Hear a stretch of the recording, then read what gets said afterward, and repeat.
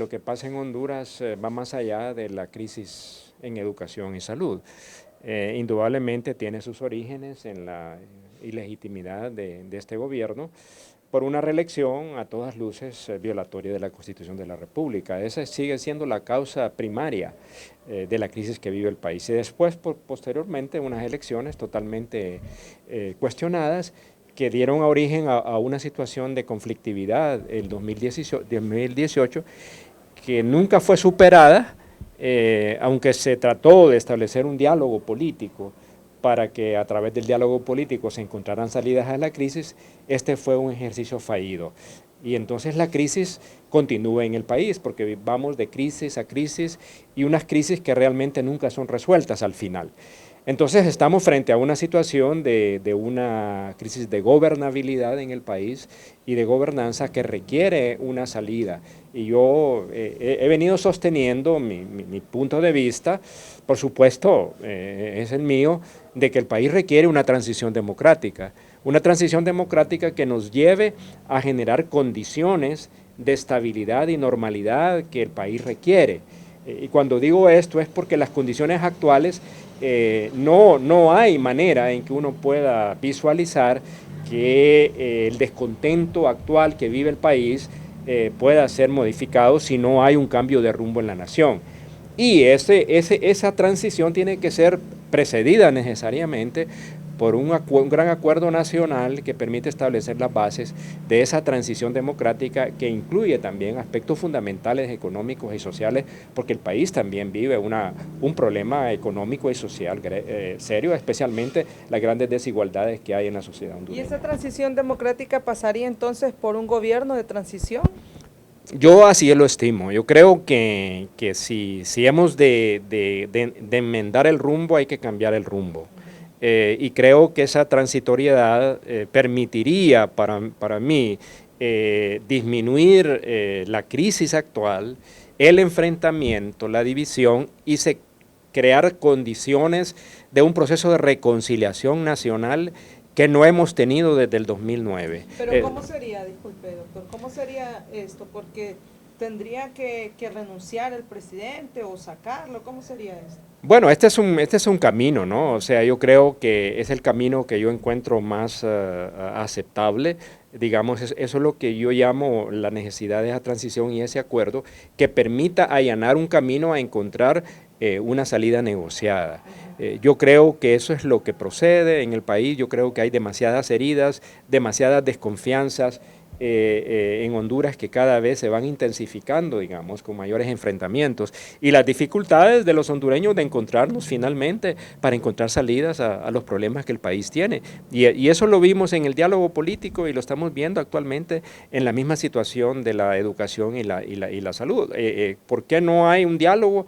Sencillamente porque no hay condiciones para el diálogo, o sea, porque todo el mundo desconfía de todo el mundo y entonces usted no puede establecer un diálogo si realmente no crea las condiciones adecuadas para el diálogo. La salida de Juan Orlando del poder comenzaría o daría el inicio de buscar la paz y buscar esos espacios de diálogo en la clase política para generar tranquilidad en la sociedad. Sí, yo digo que sí, yo digo que sí, pero tenemos que hacerlo con una actitud no de revanchismo, ¿verdad? No de revanchismo político frente a lo que ha sucedido.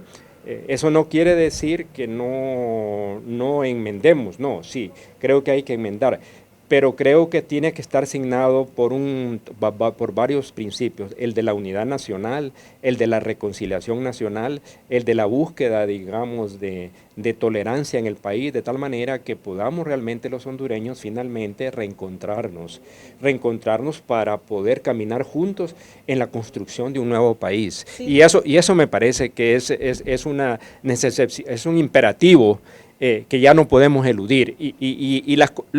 Lo que uno puede estar seguro es que la situación no puede seguir como está. Eso para mí es un hecho que es incontestable, no hay manera de echar para atrás. O sea, si continúa el actual mandatario 2 años y medio que le faltan para entregar el poder, ¿vamos a seguir en esta crisis los hondureños? Yo así lo veo, que no veo manera de hacerlo porque no hay tampoco. Uno podría pensar que uno diría, bueno, entonces el actual presidente podría cambiar de estilo, pero no. Es exactamente lo mismo. Nosotros vimos su actitud frente al tema de salud y educación. O sea, el manejo. O sea, ¿por qué hemos llegado a esto? Por un burdo manejo, un mal manejo de la crisis.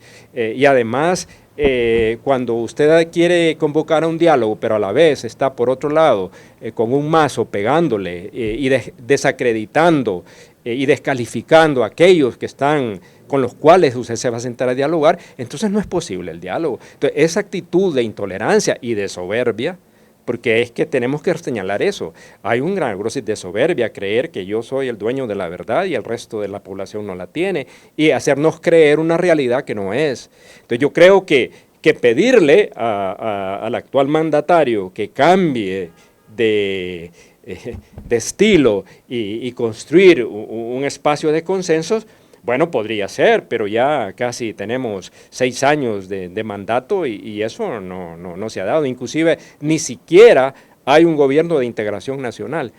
Y lo vemos, es no solamente ni siquiera de partido político, sino del grupo allegado a él dentro de su propio partido. ¿Y este gobierno de transición, por quién debería ser integrado? Miren, yo no tengo las respuestas porque no soy yo como para poder decir, pero creo que tiene que estar integrado por personas que puedan realmente tener no solamente credibilidad, sino que actúen en función de un interés del país. O sea, aquí lo que están jugando son los intereses de Honduras, no los intereses de X, Y, Z, grupos o partidos, no. Yo creo que el interés nacional, que incluye también, por supuesto, el partido de gobierno, o sea, el Partido Nacional. O sea, tiene que ser un esfuerzo necesariamente así. Yo por lo menos me recuerdo que en 1985, cuando hicimos el acuerdo, yo en ese tiempo presidente de la Democracia Cristiana, estábamos todos los partidos políticos y todos se comprometieron a algo que tenía quizás en el fondo algunos vicios constitucionales, pero era parte de un acuerdo político necesario para poder salir de la crisis allá, que no era de la magnitud que como la de ahora, por supuesto, y en otro contexto. Pero lo que estoy tratando de decir es que cuando hay una voluntad política de las diferentes fuerzas, tanto políticas, sociales o económicas, yo creo que el país puede salir. ¿Se pueden unir estas fuerzas políticas de oposición con las fuerzas sociales para integrar este gobierno, por ejemplo? Pues yo diría que deberíamos ser capaces de poder hacer eso, ¿verdad? Es decir, porque si no lo hacemos el país va a ir al abismo y yo creo que Honduras no puede seguir en este camino, está haciendo demasiado daño, no solamente en lo político, en lo económico, las desigualdades, la carencia de servicios, las dificultades porque pasa la mayoría de la población, yo creo que es un indicador que la situación no puede seguir así y yo creo que no podemos, yo digo, estarle dando a tol con el dedo a la gente, haciendo decir, bueno, sí, estamos haciendo tal, pero esas cosas no las siente la gente en sí, de verdad. ¿Y lo entienden así estas fuerzas exógenas? ¿Que es necesario un gobierno de transición? Mire, el problema de las fuerzas exógenas es que, claro, lo que les interesa a ellos son sus intereses geopolíticos, ¿verdad? En el contexto centroamericano y en el contexto sobre todo de 2 elementos fundamentales, que es el tema migratorio y el narcotráfico. Y asociado con la corrupción. Entonces, esos son los 2 elementos que están presentes ahí. Entonces,